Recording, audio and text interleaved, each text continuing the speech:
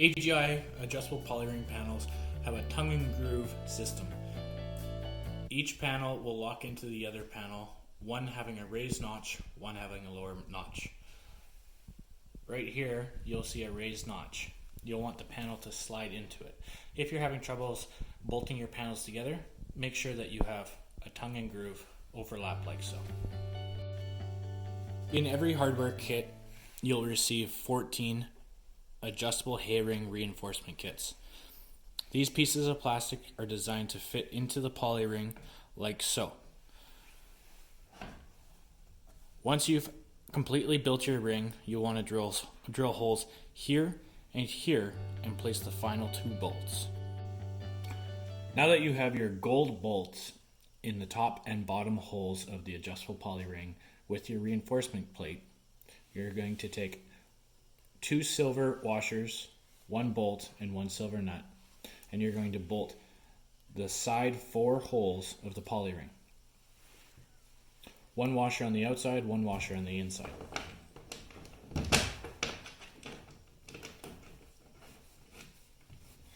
I suggest leaving all bolts finger tight until the last step.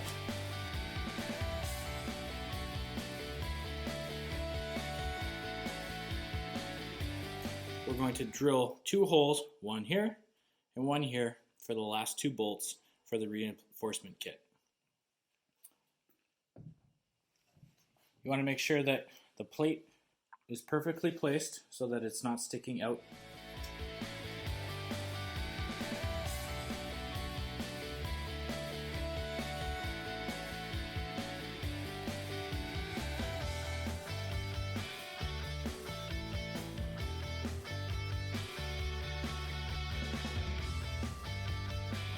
Show you how to drill the holes to attach your nag bag net to your slow feeder.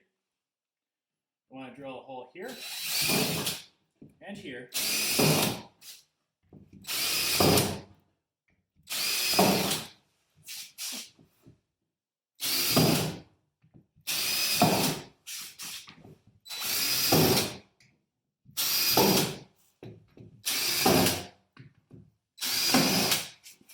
You want to drill holes like that all the way around the feeder.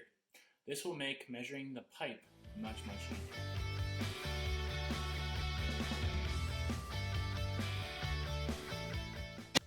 Now comes the step of measuring your 3/4 inch water pipe for the poly ring feeder.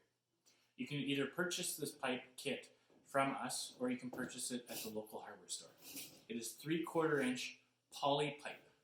If you're single-handed and you're going to measure the pipe by yourself, the easiest way to do it is use a zip tie and make a loop so that you can slide the pipe on the inside channel and measure it by yourself.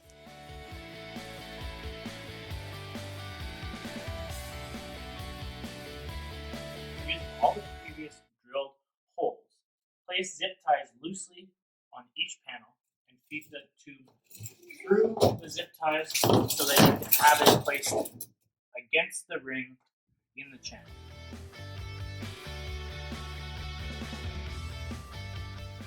Now that you have your pipe positioned, you're going to want to measure it and cut it.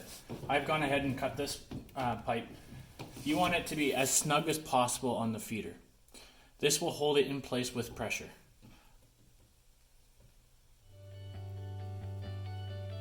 Now that you have your pipe cut, you're going to want to feed your net onto the pipe. When doing it, you want to fold over the net 1 link so that you can go through 2 pieces of net at the same time, weaving it back and forth all the way.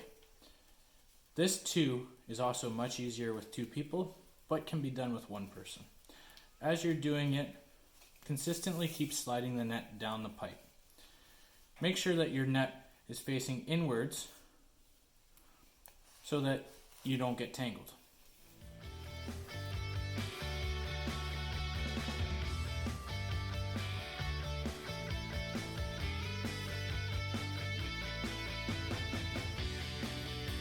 The next step is securing your net to the feeder. Again, this step is much easier with 2 people, but can be achieved with 1 person. If you're doing it by yourself, zip tie once every panel to hold it in place. Once you have it in place, zip tie the rest of the holes, pulling it tight. Once you've completed zip tying it, go around and cut the tabs off. When placing your net, there is a right side and a wrong side. Ensure that your seam on the inside of the net is always facing downwards.